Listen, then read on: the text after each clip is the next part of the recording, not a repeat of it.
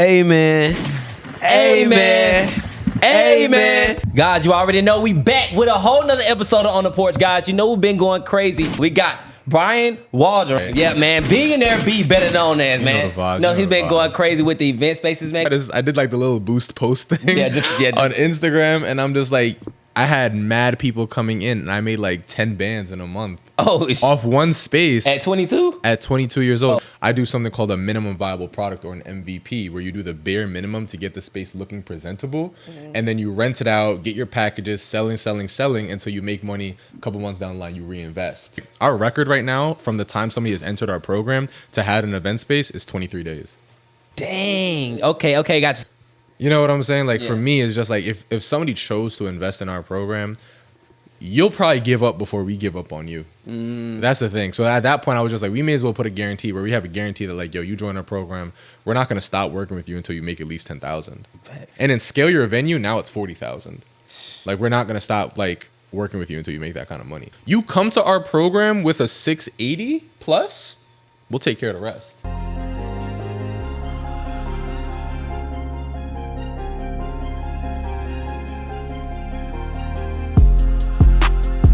Hey, look, guys, you already know we back with a whole nother episode of On the Porch, guys. You know we've been going crazy. So you know you guys got to like, comment, and subscribe if you're on YouTube. And if you're on YouTube, go to other platforms such as Spotify, Apple Podcasts, Google Podcasts, OnlyFans, whatever that is. Go ahead. No, we're not on OnlyFans for real. But go ahead and just leave us 5 stars, say something nice, move us up those charts so we can make sure that we're getting this message out to everybody. Make sure you follow this Instagram at _on-the-porch. And you guys follow me on Instagram at _Mr.Mindset. BJ. Amen. Amen. Amen. Hey, it's your boy _BJ Real. We back here with another episode of On the Porch, guys. Like my boy said, we're not hard to find. We're on all platforms. Y'all go like, comment, and subscribe on YouTube. Y'all can follow us on Instagram at _on-the-porch. But we're going guest for guest. And we're back here with another special guest today. And of course, you know, he's special. He's been going crazy and we've been seeing it. And I've seen it. So I had to make sure when I seen him, we was out for, I think it was on, we was on Will. We was out for Will's birthday. Shout out my guy, Will Change Shout out to Will Change Lives, man. He done been on here. Y'all know, y'all probably done seen him on the episode. So, but for sure, I seen him. I said, oh yeah, I got to get him on. So we got Brian Waldron. I hope I'm saying your name right, bro. Yeah, you got it right. Yeah, man. Billionaire B, better known as, man. He's been going crazy with the event spaces, man. Go ahead and introduce Y'all already know yourself. what it is, man. It's a kid, Billionaire B, man. Brooklyn, New York. You know the vibes. We here with it, man. Let's get it. For sure. All right, so let's just hop right into it. So, when did you get? I know you do event spaces, Right, yeah. or do you still do event spaces? Nah, so I sold my last 2 locations in July, but I've been doing it for 5 years though. Okay. So how did you get started to the point? Let's take us on that journey to how you got started to where you to the point where you sold. Yeah. So I went to college. I did that whole, the 4-year thing, and then I was just like, it was hell to get a job. New York is very, very corporate. There's like 1,000 people fighting for the same job. So I was just like, let me get into something else. In the meantime, I started serving at an Italian restaurant, and I was really good at it. Like, it was smooth, it was fun, stacked up my bread. But I wanted to get a little bit more bread, so I was just like, yo, there's a smaller event space in my area where I was at in Brooklyn, and I started working there. And I was just like, yo, people are paying bands for like a couple hours. Like, that is crazy to me. So I was just like, all right, cool. I was working there for maybe a year, and I was just like, yo, I gotta get me one of these. So I stacked up all my bread that year from serving. I had like $30,000 saved. I was living at home type shit. So yeah. Wait, can I curse? Yeah, you can. I was living at home type shit. So I was just like, let me get my own. So I got a realtor. I found my own space right there, Bedford-Stuyvesant, Brooklyn, New York. You know the vibes. And I had my first spot. I was 22 years old. I had my first spot. First 3 months, I was like, I don't know how I'm gonna pay rent because I didn't know anything about marketing. And then I learned about how to run Facebook and Instagram ads. So I was just like, shoot, let me try this. I did like the little boost post thing on Instagram, and I'm just like, I had mad people coming in, and I made like 10 bands in a month. Off one space. At 22? At 22 years old. Yeah, this was you like was rich. Yeah. I was like, oh, I'm lit, and I was still serving, so I had dual income. I was serving during the day, and I had my open houses at night. So I was just like, oh, I'm lit, fam. Like, I was turned, and then like it was crazy because I was wrapping up my last semester in college in the city, living in Brooklyn. working in Long Island, like it was just, I was trapping out the Nissan Altima heavy, like crazy. Like, and it's just, it came to a point where I'm like, yo, I want to scale this. I want to do more. So I found another location in East New York. Shout out anybody who's in Brooklyn. You know the vibes. You know what I'm talking about. East New York, Bedford-Stuyvesant, stand up. You know the words. You know the vibes. Shut up. Oh, you know what I'm saying? And I found another location, and that's when we started ramping up, doing like 20, 30 bands a month, just, you know, rinse and repeat, doing the same thing. And then I added the rentals, so like the tables, the chairs, the thrones and whatnot. And I have all this stuff documented like on my Instagram. Like if you go archives 2018, 2019, and I just kind of look at it sometimes because I see where I'm at now, you know what I'm saying? And I'm just proud of the journey. Yeah.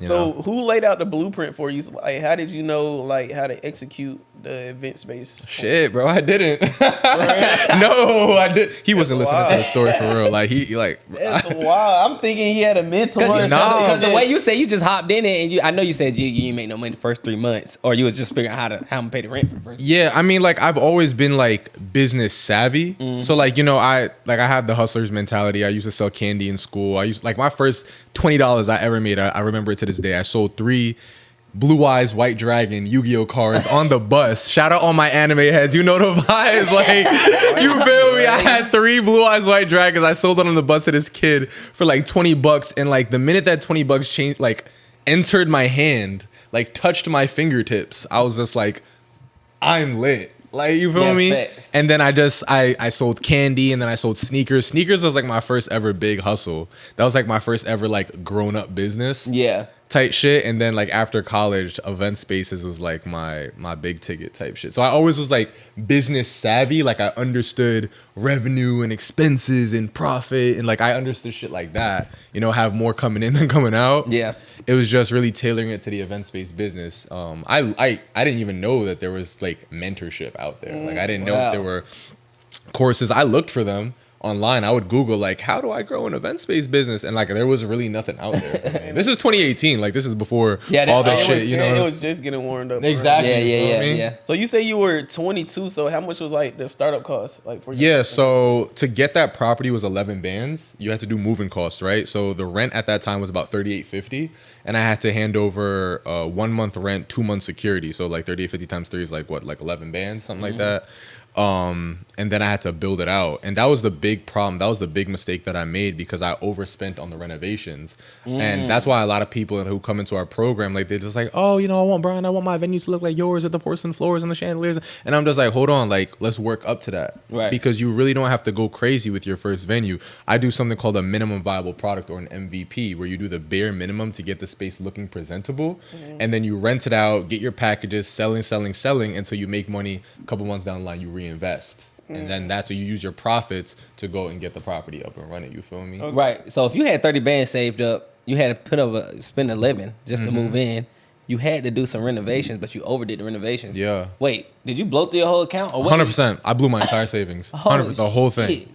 And that's what, like, I couldn't pay rent. Oh, I was wow. like, but fortunately for me, I had negotiated 3 months rent concession. So that's what saved me. That bought me some time because I was just like, all right, cool. I told the landlord, what is a rent? What is a rent concession? Yeah, rent concession is basically a month of free rent. Okay. To go and build out the property. Okay. So if you approach a landlord and be like, hey, look, listen, I have to go, which is why we take a lot of properties as is. Like I'll take a room like this and I'll be like, hey, look, Mr. Landlord, you don't have to do anything. I'll take the property. I'll do my own renovations. That's music to their ears because they're just like, all right, shoot, I don't got to do nothing. Say no more, say less, my friend. You know what I'm saying? Yeah. So we just took the property as is. It looked like a dust bunny.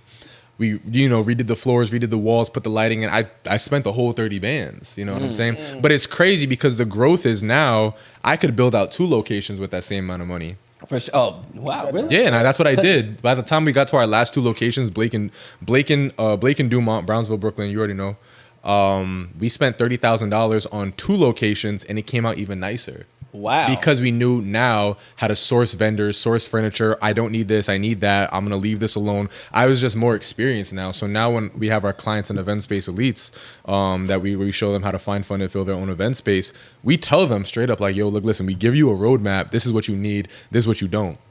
Follow these steps. You're going to be good. Wow. So I know for a fact that I obviously looked at your page and I'm like, and I watched you on other episodes, but I see that you're big in credit though. So like, I guess you didn't know about the credit then, or No. like you had to figure that out and Yeah. blew the whole account. Yeah, 100%. Yeah. So, for my first location, I didn't really need credit. For my second location, I did because I wanted to scale so fast. And like I just said, I already blew through the whole account for my first location. So at that point, I'm broke. Yeah.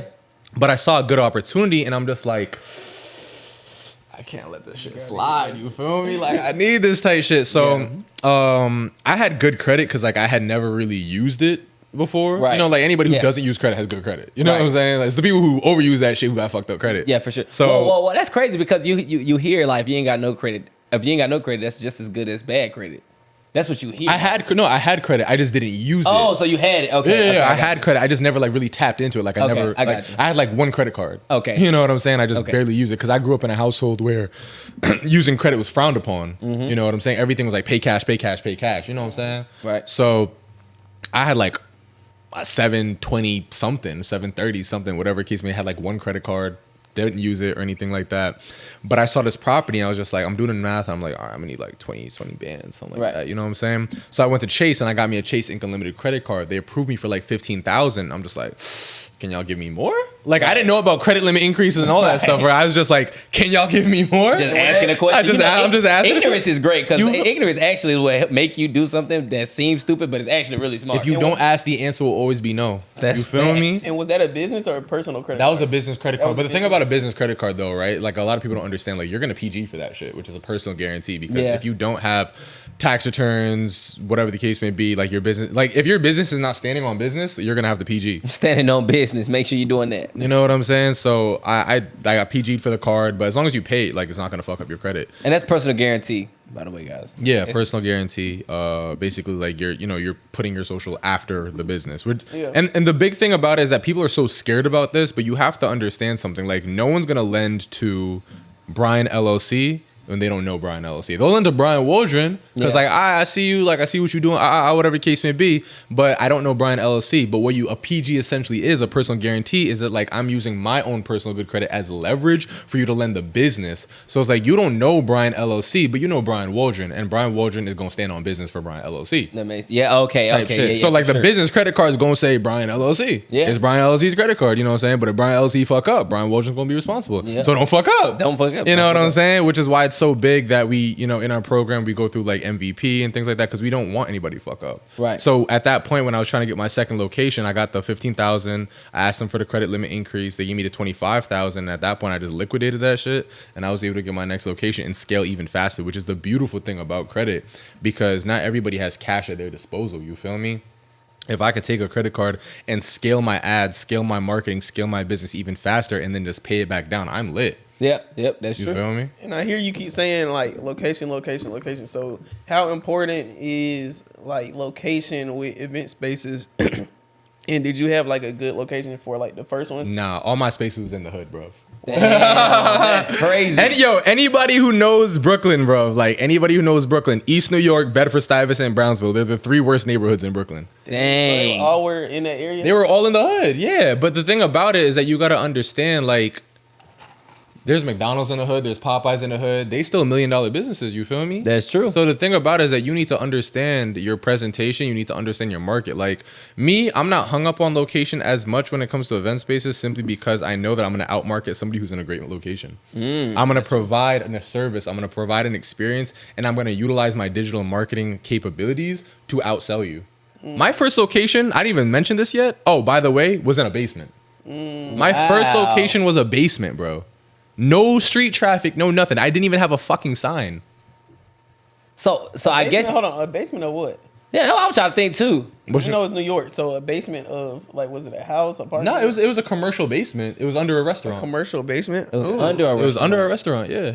Wow. So obviously you guys got it. So did you just get exposure strictly from social media? Strictly from social media. A lot of people don't even understand the power of social media. Like, let's talk about that, especially with event spaces. Bro, like we have this shit down to a science, right? Where it's like, so we have event space elites, where it's like we help people find fun and fill their first event space, but we also have our ascension channel called Scale Your Venue. And scale your venues for existing event space owners where you don't know about marketing, you don't know about sales, you don't know about automation, you don't know about branding or anything like that. We'll have this entire rubric set out for you. So in Scale Your Venue, you get a roadmap where essentially we're going to show you the 10 best performing ads. All you got to do is run them. All you got to do is record them, and we're going to run them for you. We're going to show you the exact pricing and package that you want to design. We give you all the blueprints. We give you all the brochures, everything. So it's just literally step-by-step plug and play. Copy this, paste it into your business. Because when it comes down to social media, I had to figure out all that shit. All that stuff. Like we have a 7-stage roadmap in Event Space Elites, and we have a 3-stage in Scale Your Venue where literally all you have to do is just read. That's it. Like every single step is laid out for you from the first step, onboarding funding. These are the credit cards that you're going to go apply for, because we do a credit reporting analysis that like we have softwares and everything to like do all this stuff. So like we're going to show you, look, this is where you get your LLC. This is how you're going to form your business. This is where you're going to get the domain. When you come down to stage 2, space location, we send you all the locations anyway, because we do all that work for you. Wow. Like I have a team of 10 who like their only responsibility is finding you locations. Dang. That's it. And now we have a software too called Space Scanner AI, where we just input all the locations and it utilizes artificial intelligence to sift out all the locations from all these different commercial websites and just puts them in one portal. And then we have a profit calculator. We have offer calculators. Like we have a whole bunch of stuff, simple stuff. Like our record right now from the time somebody has entered our program to had an event space is 23 days. Dang. Okay, gotcha.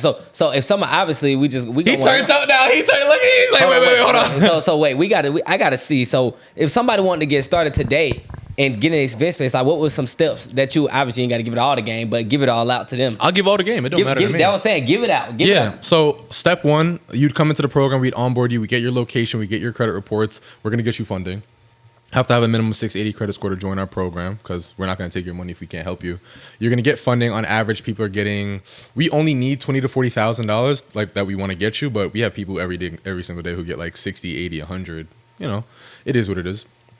What's going to happen next is that our outreach specialist team is going to send you pre-approved locations, at least about 10. You let us know which ones are approved. We're going to go get the broker, agent, realtor questions answered for you. What that basically is, it's a list of questions that you want to ask the broker or the landlord to make sure you're getting a good deal.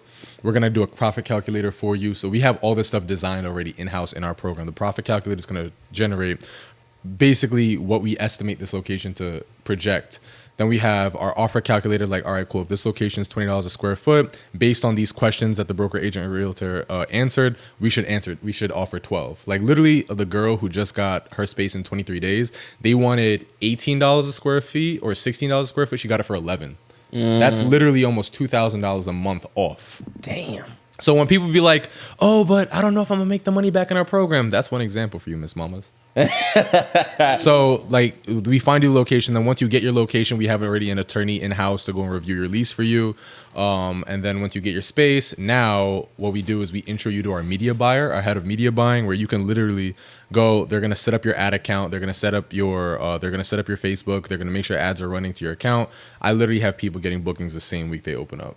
Just off that. Oh my God. I believe it. So say if they didn't join your program, like what would they do? It'd take them a lot fucking longer.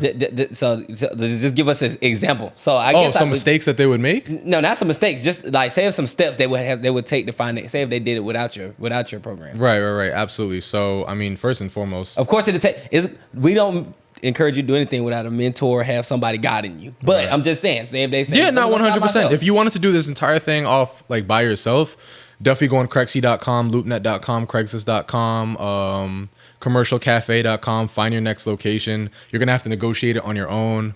Might get hit with some questions that you really don't know how to answer, because I remember when I started, I didn't know how to answer them. Like, give me an example.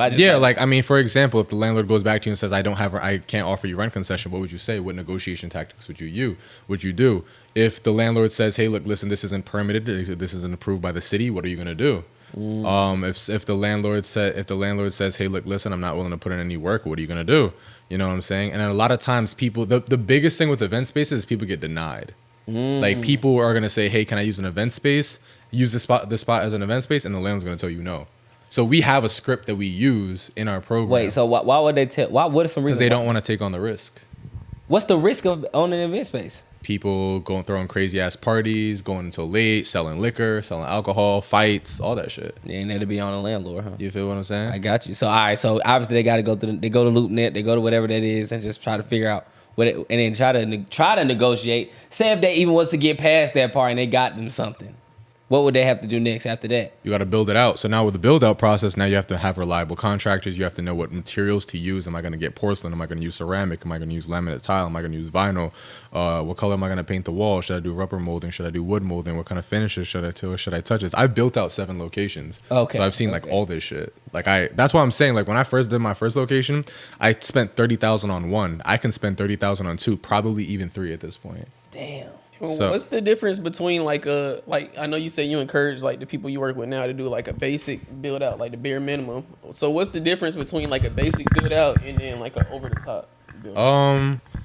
An over the top build out would definitely be something a little bit more custom, more personal. Like if you want to do like decked out bathroom with freaking bidet, toilet, freaking LED mirror, porcelain tile. You want to do a freaking $20,000 HVAC system, like just over the top shit. You know what I'm saying? All you really need is floors, walls, and lighting to start. Floors, walls. Like I'll give you a perfect example. I have a client in Montreal. Shout out Viali Max Space, big ups. You know what I'm saying?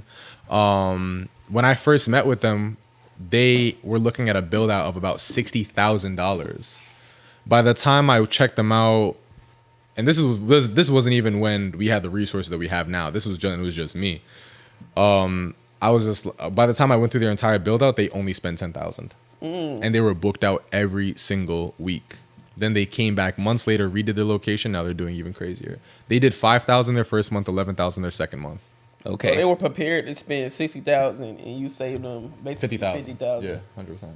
So they were more comfortable doing that. Dang, that's crazy. Yeah, that's a big thing, which is why like I'm such a proponent of the ignorance tax. Like, how much does it cost for me to not know this?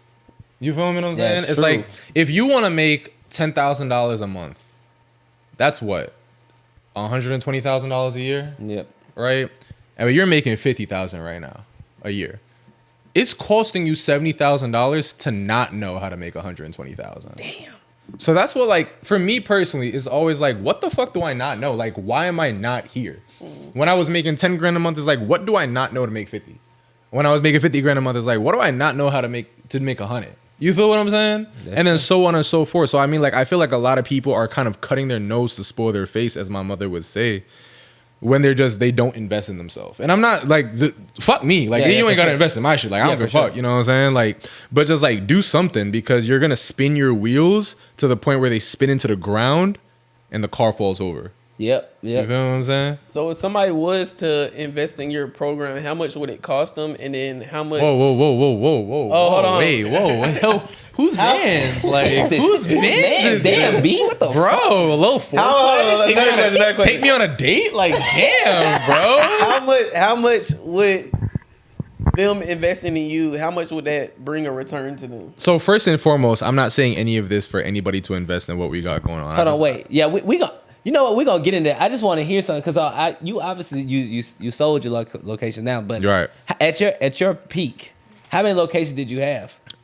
7. 7. Okay, gotcha. And then with those 7 locations, how much would you think you bringing in, like, monthly? Yeah, so at the peak when we had 7, we were only. I'm so sorry. 5, because I'm including the building that we bought too. So in terms of rental arbitrage, 5. And then we had a building that we had another 2, but we just subleased that out to somebody else. Okay, so I got you. Our own location's 5. You still own that one? Yes. Okay, I mean, yeah, because you own it, right? Yeah, I own the building. Yeah. So 5, but 2 were not operational. So at the peak of 3, we were doing $150,000 a month. A month? Yeah. With just 3? Yeah.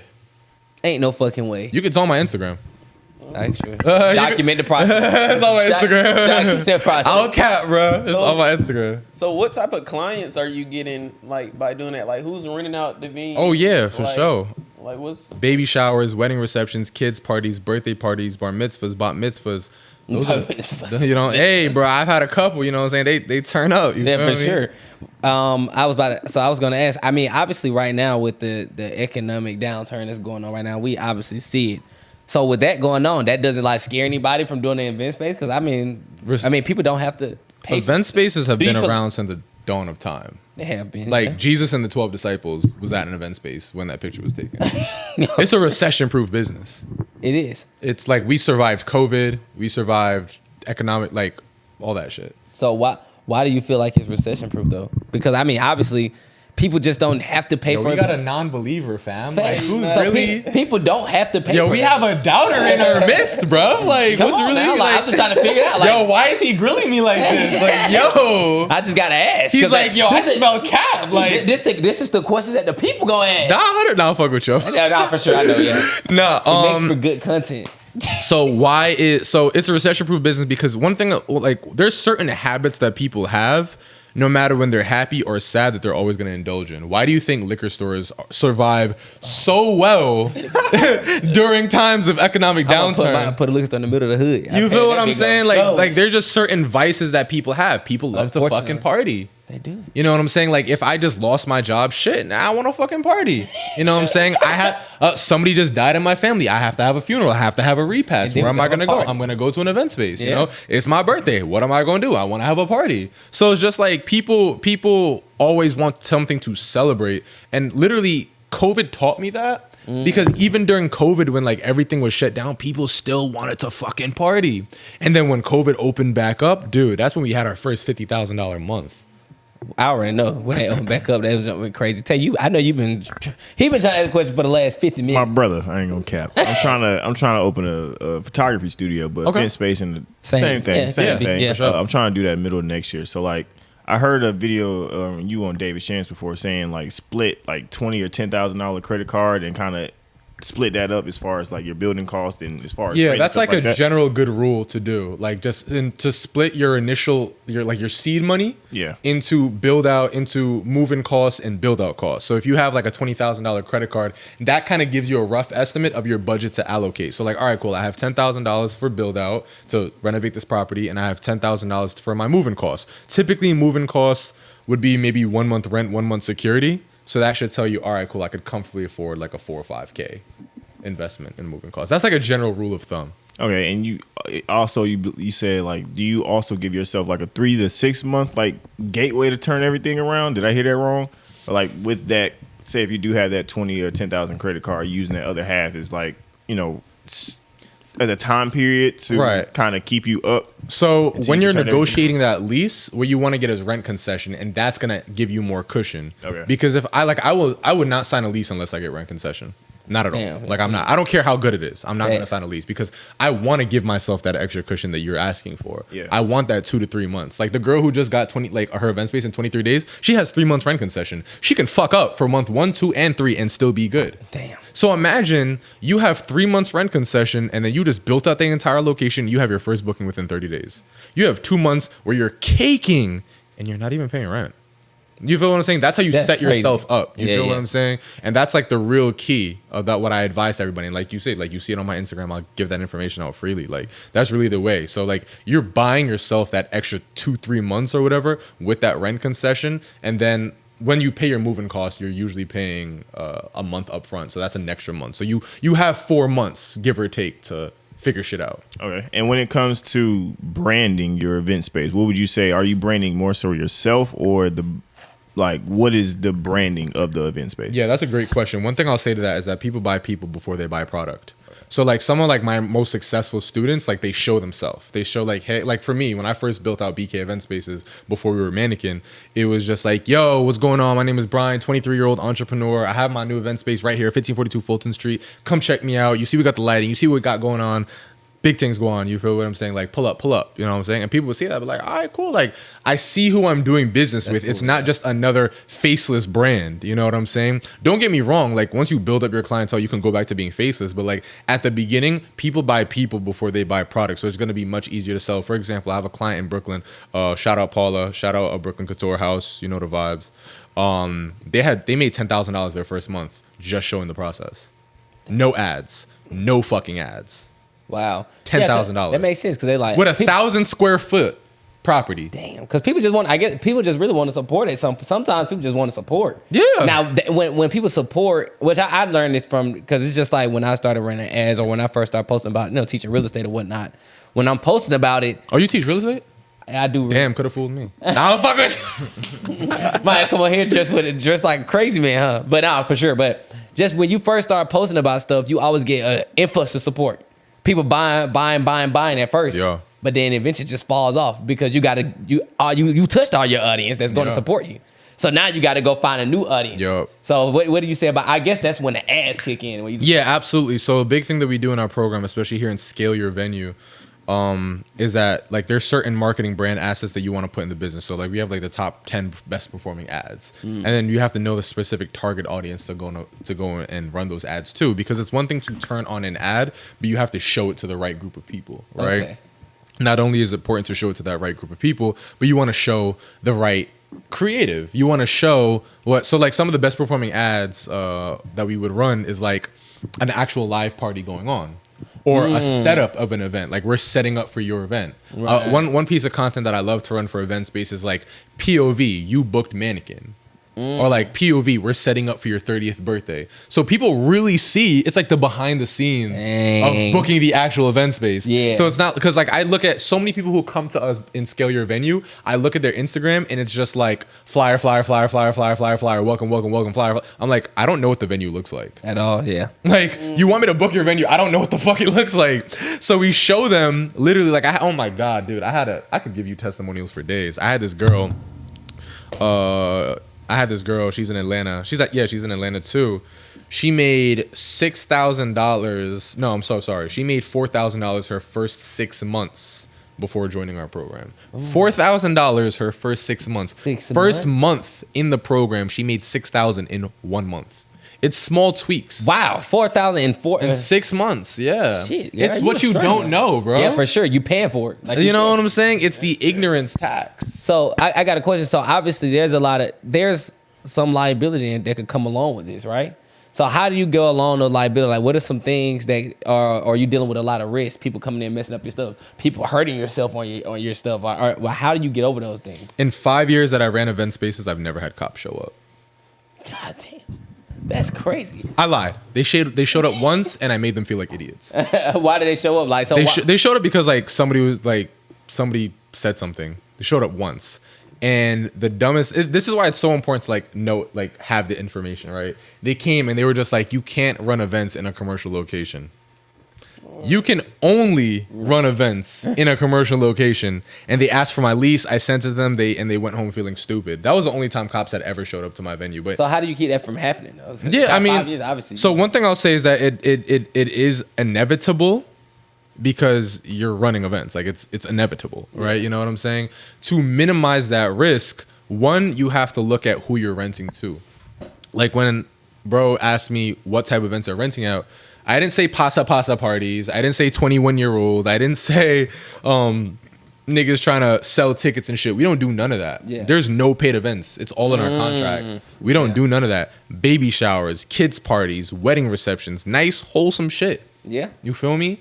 People who, like, I love me a baby shower. Give me a baby shower any day of the fucking week. Why? They're going to spend 3 bands on a setup because they don't want to do that shit. They're going to go home at 11 o'clock because mom's feet hurt. They're going to fucking pack up their shit by 10 because dad has to return the U-Haul in the morning. Like, give me that every single day, twice on Tuesdays. That's facts. You see what I'm saying? That just sounds sweet, no cap. When it comes to the market, because you said you started in New York and you came to Atlanta, is it a different strategy with the different markets? Because I don't know New York, but like Atlanta might be a very packed market. You know, it might be hard to find spaces. Is it a different strategy for the different markets? No, not at all. The template is essentially the same. And I know, and I realized that once I started work. Like we have a client in probably 70% of America.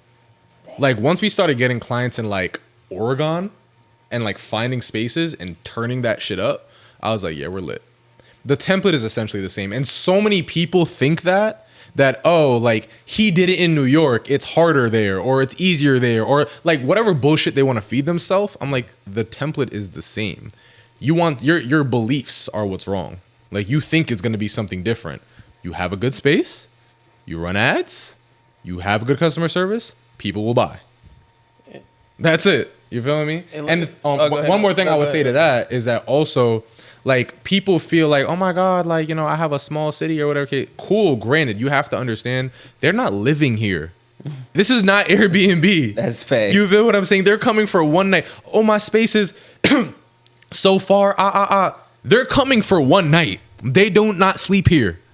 I would travel. I've traveled farther for venues. If one of my friends getting married, I gotta go to the edge of Long Island. Fuck me, like I'll make the trip because it's one night. Like I'm not tripping. Yeah. You know what I'm saying? So it's like people trip over like, oh my venue has to be like in the heart of Midtown next to the pub. No, the fuck it doesn't. My shit was in a basement. That's facts. My shit was in a fucking basement. My second location was in an attic. It was on a second floor walk up. I had no street traffic. So when people try to feed me this shit, I'm just like, y'all don't know hard. You don't. Yeah. Oh yeah, I was just about to say for like the people that like work every day or like don't really have too much money saved up, could they start an event space like just off of the credit play? 100%. Like with like no money saved up? 100%. And that's the only way we do it, for real. That's the only way we do it. You come to our program with a 680 plus, we'll take care of the rest. Because what we do is that we review the credit reports individually, and then we send you something called a credit report analysis, where we're going to give you the exact banks, cards, and scripts to go and access funding. We have so many clients who get funding. And like they don't use any of their own money. And that's the reason we built the program. Like we don't want you using your own money. I don't care how much money's in your bank account. It doesn't matter to me. We're going to use the credit. That's what we're going to do. Because credit is going to be used for the business. That's it. So if you have a 680 plus, there's no reason not to have You don't got a 680 plus. This shit fine. He ain't got one. He ain't got a 680. I just had a 700 to some BS hit. I had got in a car accident. And Here we go, nigga. I had gap insurance and full coverage. Here, now the gap insurance. Here we go. So they were supposed to pay it all, but Oh my I don't know. Something slipped through, and they was like, I owe like $1,200 to somebody. I was like, bruh, I got gap insurance and full coverage. How I owe something? Hey, wait. So I know you sold your location. Now you teaching. I'm confused. What's next? So you sold your location. All you doing is teaching now. You don't want to do no more. Not right now. And the reason I did that is, and I have a whole YouTube video because I knew somebody's going. I'm talking me. Type shit. Somebody. No, for it. No, I'm saying it for the critics because a lot of people understand, bro. Especially right now, you know, a lot of people on this scam. 100%. So that I just gotta be the shit, you feel one. me? I gotta be the one. Type shit. I gotta be the one to make sure that you not scared, He got to be bro. one of them ones, right? You know what I'm saying? We gotta have a good cop, bad cop. So I mean, I have a whole YouTube video on it because Yeah. I knew people would be like, why he sold his advanced bases. Oh my God, he up for all. Like I made a whole YouTube video on it, and basically what I said. I watched this on David Shane's podcast. That's why I asked, but go ahead. Yeah. But the reason I sold it is because I just realized it was a couple different reasons. One of the biggest reasons that I realized I could not, at that level of entrepreneurship that I could not operate 2 7-figure businesses at full capacity. Because the event spaces at that time were doing almost $150,000 a month, and then like teaching and shit like that was doing well over that. So at that level of capacity that I had, I just did not have the bandwidth to run both of them. If I really focus on my events-based business, my coaching business drop. If I focus on the coaching business, the events-based business drop. And I'm like, this doesn't make any sense. Right. And then also just looking forward, I was just like, which business am I going to have the most impact in? And I was helping other people do it with them. Like I had nothing else to prove. I was in this shit for 5 years. It's not like I'm one of those people who like did it for 2 months and then started teaching it. Like I was in this shit for 5 years.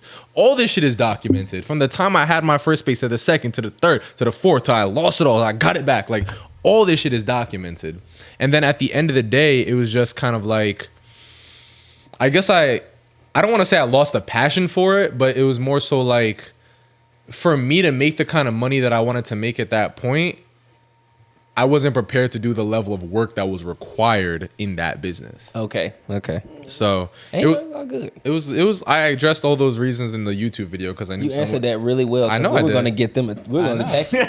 I knew somebody's chicken head ass was gonna ask, so I just like, yo, this is the real. And it was and honestly, like, it was a thought that kind of like ran around my mind for months. Like by the time I sold my events-based business, I had already was thinking about it for like a year. Jeez. Okay. Yeah. And it came to the point where it was like I just didn't want to invest more into it, and I'm just like, I'm not giving them the love that they deserve. I should pass them off to somebody else, and then that's when I started to sell them off in like a fire sale, and I sold all of them. And how much like work does it take like day to day to keep the event space going? Not at all. So I'll tell you the full team stack. So basically, before I sold my venues, I probably saw them physically or like addressed them maybe once every 3-4 months. Damn. Because the thing about it is just like once you have Honeybook links to the Google Calendar, you have a virtual assistant that handles all the inquiries and everything like that in the DMs, take care of the DMs, take care of the inquiries, take care of the management. Then you have a cleaning person just does all the cleaning. You have a security person just handles security. You have an event attendant that just services the events when somebody has an event. And then you have an open house attendant who just shows the venue. You don't gotta do nothing. You don't do nothing at all. And that's the thing. Like we now in Event Space Elites, we have an SOP for every single one of those. An SOP is a standard operating procedure where like you just have all that stuff at your disposal. You don't have to figure it out. Damn, that makes sense. You about to say something? I was about to say you sold everything, sold all your studios. So what's next for you? I heard you own a building now. So Yeah, so I own property now. Oh, yeah, I seen you had bought a apartment complex, Yeah. right? Oh, my boys hit you up. Go ahead, let's talk about it. what's next? What's next on your docket? You already accomplished one. I really want to grow Event Space Elites. That's really my goal. I want to build it to at least a $20 million company for sure, because I think that what we do is good. And I think just what we do based on the results that I've seen that we've been able to achieve, like we're helping a lot of people. And I think that's important because we've taken something that was so obsolete and so foreign to just making it very, very easy. Like I know people who have been looking for event spaces for years, and we can do that shit in 23 days. Like at that point, I just realized, not even at that point, just before, I just realized like, yo, we have something strong here. And like, we just keep leveling up our team to just deal with the level of bandwidth. Like we have almost 200 clients now, like active, almost Jeez. 200 clients of like finding, funding and filling. And just like you go into our Slack channel where we just have our community wins, and you just see like almost every single day, this person got funding, this person found a space, this person got funding, this person got a space, this person got a booking, this person made 10,000, this person made 20,000, almost every single day. And it shows that we're doing something good. So I really just want to keep building on it. And I'm really big on focusing on one thing now. That was one of like my Achilles heel as an entrepreneur before, which is part of the reason I sold my venues, because I could not focus on both. And is like social media a big factor as far as like marketing for the event space? 100%. Yeah, we run ads. So how hard do you have to like go in marketing? Like you as an individual? Like you as like starting not you, up? yeah, not you, but as an individual. Like is it like your personal page or is like a page specific for the Specific for events? the event space, yeah. Oh, okay. Yeah. So like, yeah, which is why I say like we give our clients all the marketing brand assets. Like these are all the videos that we need you to shoot them, let's run them. Oh, okay. Okay, I got you. So I mean, obviously you've been going crazy. You're doing great. I mean, I'm doing okay. You doing? I'm doing all right. But You doing pretty good. He said 150 a month. He said I drive an i8. I'm doing all right. I ain't basic as fuck. But you're the second person on here that had an i8. Who was the first person? Darius Benders. Oh, that's my son. Whoa, you're not gonna try my mentor like that. That's my what you're not gonna do. That's your mentor? Yes, I pay for it, like. Oh, so you my grandson? Whoa! We about to have to go and take this outside. You can't a George Glock. Okay. boom. Nah, but for sure. So it's like you're going crazy. You're doing pretty good for yourself. You moved down here. Did you? Who encouraged you to move from New York to Atlanta? Because I mean, Fucking Justin Phillips' head ass. No, I mean, just so since 2021, I started. That's when like I kind of like got into the whole personal brand thing of like talking to different entrepreneurs and shit like that. Yeah. And then like everything was in Atlanta. Like every fucking conference, every fucking mastermind, and just like so many people was down here. So I'm just like, all right, I just gotta be around this shit. Like I just got addicted to it. Yeah, I what I'm feel- saying? yeah. Every single time I would come to one of these conferences type shit, and I'd be like, I'm charged up. Yeah, you know facts, what I'm saying? facts, Like, facts. what if I could get this shit every day? yeah. So eventually, I've been thinking about it for a year type shit, and then I just made Got the hell on. But so what's the importance of being able to what have you seen that's changed within you after changing your environment? Like what does that help you? Because I know a lot of people say about move and change your environment. Did that really help you? Yeah, 100%. It definitely made me a lot more competitive for sure, because like now it's like it's in your face. But wait a second, you can't say competitive. That's like a Yo, that's why like he's a, on my top like this? Like that's like a curse word to the world now. You know what I mean? You can say how? It's because people don't like competition. I know we play sports. Competition runs. Exactly, but they don't understand. I was saying that to If they don't understand, can I explain it? you can explain. That's my point. Okay, nah. That's why I said it. I want you to explain it. Everybody should have a sparring partner. competition is very, very good. If there's no competition, competition leads to innovation. You know what I'm saying? Like if you don't have competition, like what you have to find some type of motivation within where a lot of people just simply don't have that. You know what I'm saying? Like you can call it competition, you can call it inspiration, whatever the case may be. You can call it your sparring buddies, but you need something that gets you up out of bed every single day and tells you, yo, I gotta go out and fucking get it. Yeah.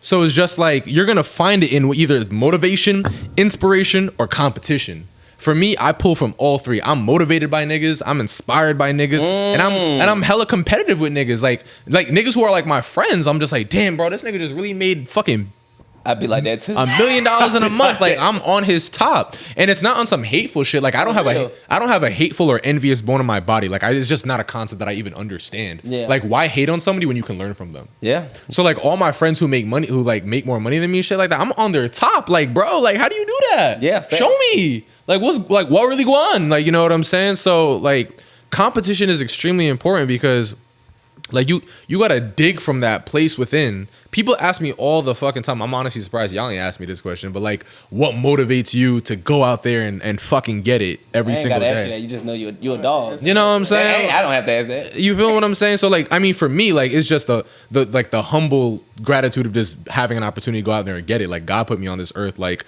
gave me another shot at life every single day. Like I'm here, I'm getting it. Like I'm not wasting time. And then two is just like I see so many people out here who's doing it. So like, why can't that be me? That's facts. So have you made $1 million in a month? Nah. Not yet. He almost Not did. yet. He gonna hit it. He's still He gonna mad. hit it. And when he hit it, guys, we gonna announce it on here. We gonna be like, hey, my boy hit $1 million a month. It's gonna be because of this podcast. Not 'Cause a lot of yet. y'all gonna go get into this program. Tight. And y'all gonna make money too though. So don't be feeling like, oh, he making money. You gonna make money too. That's the biggest thing. Like in our program, we have a guarantee because like even before we did the guarantee, it's like you can't leave somebody out there. You know what I'm saying? Like for Yeah. me, it's just like if somebody chose to invest in our program, you'll probably give up before we give up on you. That's the thing. So at that point, I was just like, we may as well put a guarantee where we have a guarantee that like, yo, you join our program, we're not gonna stop working with you until you make at least 10,000. Facts. And then scale your venue, now it's 40,000. Like we're not gonna stop like working with you until you make that kind of money. That's crazy. That's crazy. Tay, do you have a 680?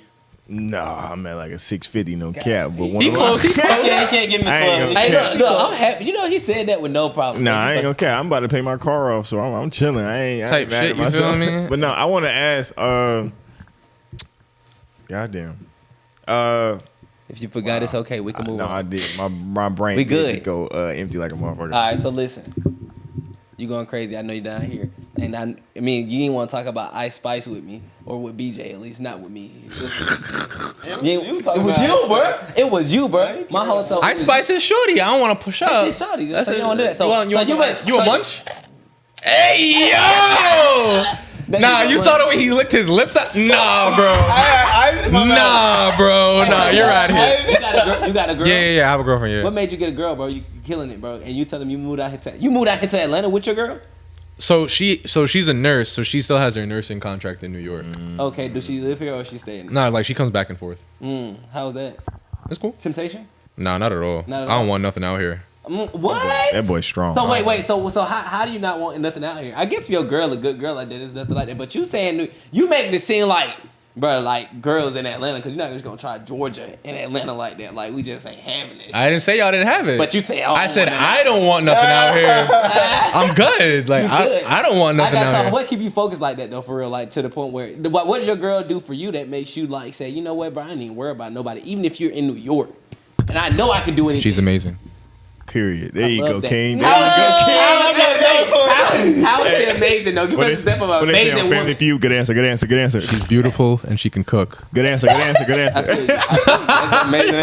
That's amazing. Answer. No, seriously though, because I mean, you know, like I mean, so as an entrepreneur, most of my time and attention is focused on my business. So like when I was younger, yeah, like when I wasn't doing what I'm doing now, it's like, all right, cool. I could be outside running the street, being a hoe, being a thought, whatever the case may be. But like once you get to a certain level of entrepreneurship, like you just like look at almost every successful nigga type shit. You know what I'm saying? Like he can't be out here like that. Yeah. That shit is like I remember literally back college type shit, like dates every single fucking day, taking out women out, like that shit is that's a job, bro. it is a job. So it's like when you have everything in a bag of chips from one woman, you know what I'm saying? She look good, she cook, she clean, I'm not trying to be misogynist or anything like that, but like she just like Yes, helps. he is.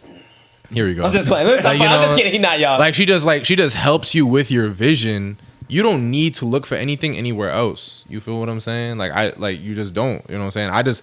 Any man like respectfully who really wants like see his life like go up type shit. Like bro, focus on you, focus on his bag, and then get yourself a lady. I feel like there's a moment in a man's life that like that moment clicks for you though. Like 100%. It ain't no like you woke up like that. Yeah, it's some shit you go through. You might have fucked up. You might have lost that girl that you really wanted.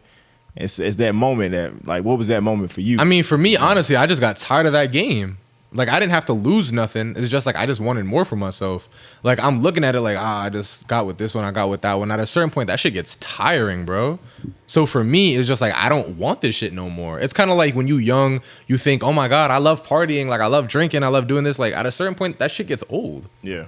You know what I'm saying? Like you get tired of being out until 2-3 o'clock in the morning. Like that shit gets old. You get tired of drinking out your fucking liver. Like that shit gets old. So for me, like being with different women type shit, like that shit just got old. Like I'm good. I want to be laid up watching a movie with my shorty. I'm good. You feel me? When it comes to business, what part? Because when it comes to like before you find a girl and stuff like that, you're like in a rat race to find love or finding the hoes type shit. So when it comes to business, what part of the rat race are you in? Like where are you right now? Like when do you see yourself getting bored with whatever you want to do in the future? I will never get bored of this game, ever.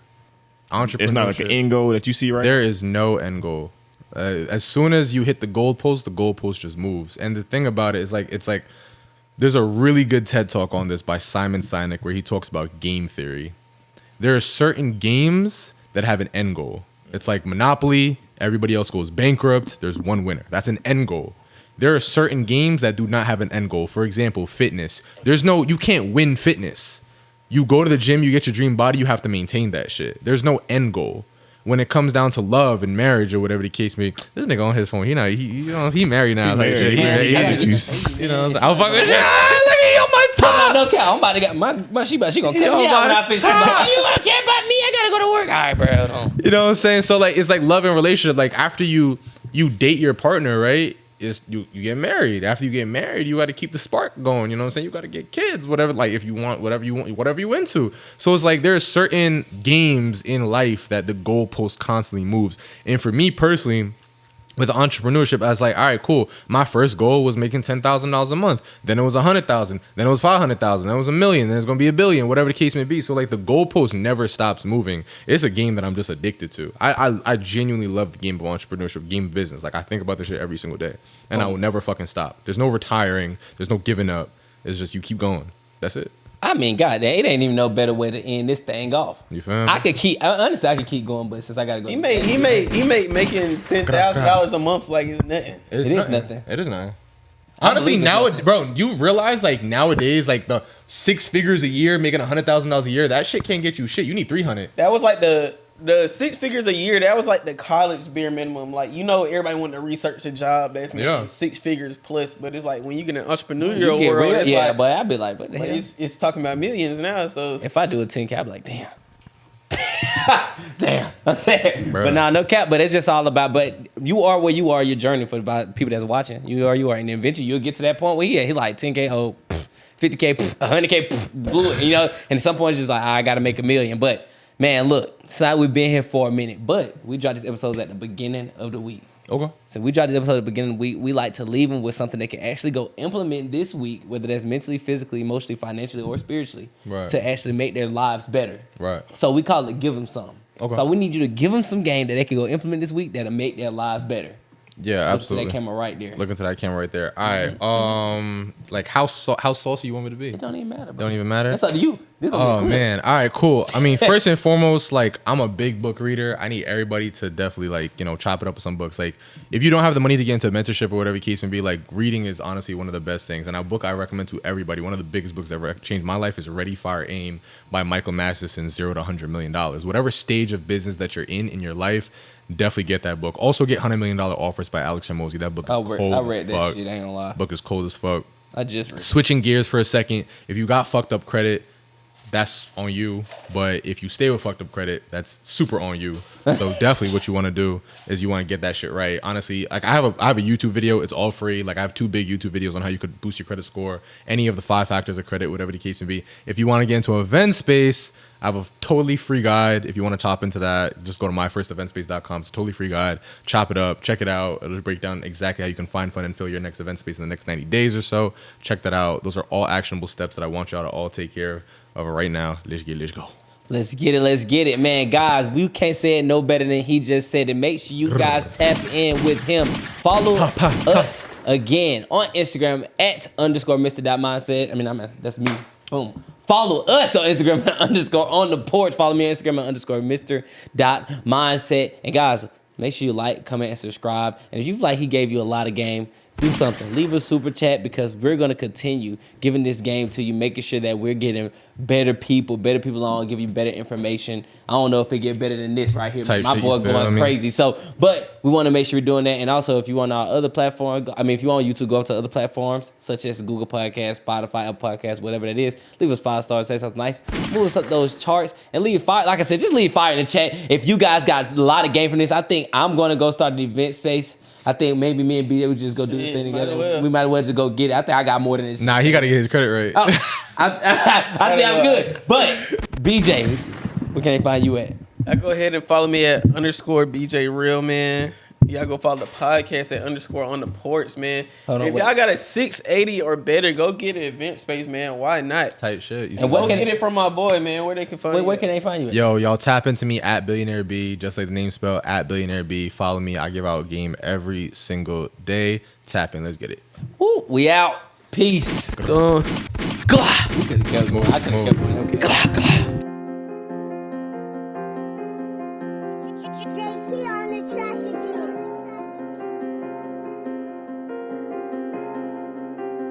Hey, run that shit up, Chase.